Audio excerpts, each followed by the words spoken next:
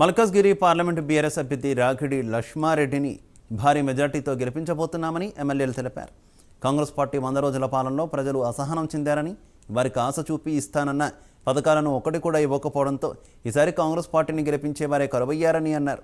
ఎంపీగా పోటీ చేసేందుకు ప్రధాన పార్టీలకు అభ్యర్థులు కరువయ్యారని, బీజేపీ నుంచి ఈటెల రాజేందర్, కాంగ్రెస్ నుంచి సునీతా మహేందర్ రెడ్డి ఇద్దరు కూడా స్థానికేతరులని చెప్పారు.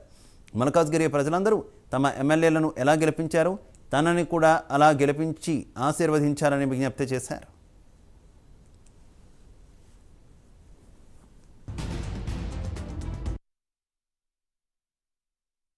మళ్ళీ వాగ్దానాలు పూర్తి చేస్తే మీరు బీఆర్ఎస్ పార్టీ దుకాణం బంద్ చేసుకుంటారా అని చెప్పేసి అడుగుతున్నాం.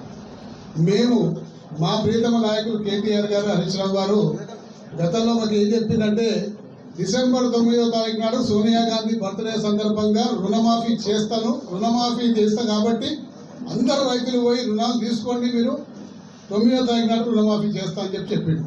మరి నేటికి చేయకపోతే ప్రశ్నించే గొంతులమై మేము ప్రశ్నిస్తే నేను చేస్తా, ఇప్పుడు మీ దుకాణం బంద్ చేసుకుంటారా అని చెప్పేసి అంటున్నాను. ఏమనంటే పేగులు మెడలేసుకుంటా, బొంద పెడతా, గాడి కొడుకులారా, కరెంటు దిగనైపోతా, హై టెన్షన్ వర్న్ అవుతా అని చెప్పి రకరకాలుగా ఈరోజు ప్రజల్ని మభ్యపెట్టి పక్కదారిని పట్టించేసేసి ఆయన చేసిన వాగ్దానాలని చేయలేని పరిస్థితిలో ఉన్నాడు. కాబట్టి దాని మీద మాట్లాడితే ప్రజలు నిలదీస్తారన్న ఉద్దేశంతో ప్రజల్ని పక్కదారి పట్టించే ప్రయత్నం చేస్తున్న సందర్భంలో గత 10 సంవత్సరాలు భారతదేశంలో ఒక చరిత్ర. కేసీఆర్ గారు, కేటీఆర్ గారు ఒక 10 ఏళ్ళు కళ్ళల్లో ఒత్తులేసుకొని తెలంగాణ రాష్ట్రాన్ని మామూలుగా తయారు చేయలే.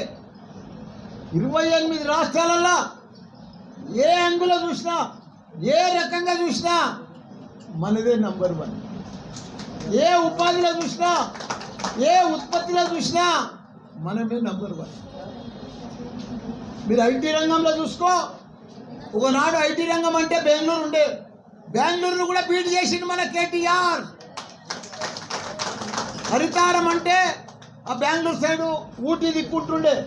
ఇప్పుడు ఏ చెట్టును చూసినా, ఏ గార్డెన్ చూసినా, ఏ పార్కును చూసినా మన తెలంగాణ.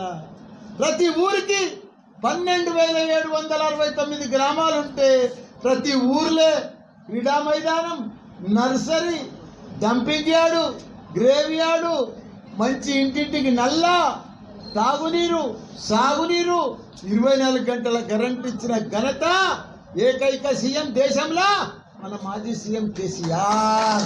మరి బడుగు బలహీన వర్గాలకే కాకుండా అన్ని వర్గాల వారికి మరి సాయం చేయడం జరిగింది. మిత్రులారా, ఒక విషయానికి వస్తే మరి డెవలప్మెంట్ విషయం అయితే అందరూ తెలుసు, రాష్ట్రం అంతా తెలుసు. మరి డెవలప్మెంట్ ఏం జరిగింది 10 సంవత్సరాలని చెప్పుకుంటూ పోతే ఎన్ని గంటలైనా సరిపోయే పరిస్థితి ఉంటుంది. మిత్రులారా, నేనైతే ఒక విషయం చెప్పదలుచుకున్నా. నన్ను ఆశీర్వదించి మరి కేసీఆర్ గారు నన్ను ఇక్కడికి క్యాండిడేట్ పంపించినప్పుడు మరి మా ఎమ్మెల్యేలు అందరూ కూడా నన్ను అన్నా తమ్ములాగా, ఎమ్మెల్సీలే కానివ్వండి, ఎమ్మెల్యేలే కానివ్వండి, అందరూ కూడా నన్ను సొంత అన్నా తమ్ములాగా వాళ్ళు నన్ను ఆశీర్వదిస్తున్నందుకు వారికి ప్రత్యేక ధన్యవాదాలు. ఎందుకంటే మల్కాజ్గిరిలో 7 అసెంబ్లీ సెగ్మెంట్లలో 7 మంది కూడా ఎమ్మెల్యేలు మరి మా పార్టీ వాళ్ళు గెలవడం జరిగింది. వాళ్ళ ఆశీర్వాదం చూస్తుంటే నాకు అర్థమైపోయింది, ప్రజలకు కూడా అర్థమైపోయింది, తప్పకుండా గెలవబోతున్నాం. సాయన కూతురు నివేదిత, కేసీఆర్ గారు సాయన కుటుంబానికి నమ్మి మరొకసారి టికెట్ మాకు ఇచ్చినందుకు చాలా ధన్యవాదాలు. ఆ రోజు నుండి నాన్న లేనప్పటి నుండి కూడా మా ఎమ్మెల్యే గారు అందరూ కూడా మాకు వెన్నంటే ఉండేసి మాకు చాలా హెల్ప్ చేస్తున్నారు. మాకు టికెట్ వచ్చిన తర్వాత లాస్య గారి కోసం కూడా వాళ్ళు చాలా కృషి చేసి గెలిపించారు. అన్ఫార్చునేట్లీ 2 months ముందు లాస్య గారు రోడ్ యాక్సిడెంట్లో చనిపోయారు. దాని తర్వాత కేసీఆర్ గారు మళ్ళీ టికెట్ ఇచ్చారండి. అప్పటి నుండి అంతా రాజన్న మా తోడుగా ఉండేసి చూసుకుంటున్నారు. ప్రతి ఒక్క ఎమ్మెల్యే